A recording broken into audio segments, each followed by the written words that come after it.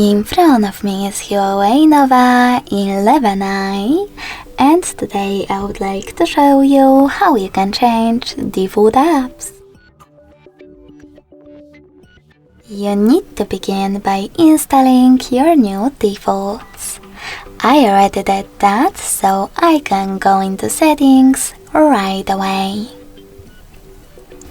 In settings, scroll down just a bit to access apps and services. Then select default apps and click on one of those sections that you wish to manage. In my case, browser app.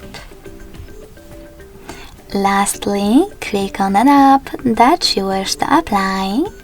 I will go with Firefox. So when I click, I need to select change in the pop-up.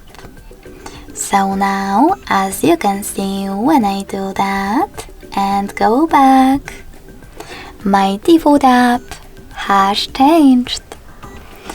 Thanks so much for watching. If you enjoyed this video, smash that like button, comment and subscribe. Bye!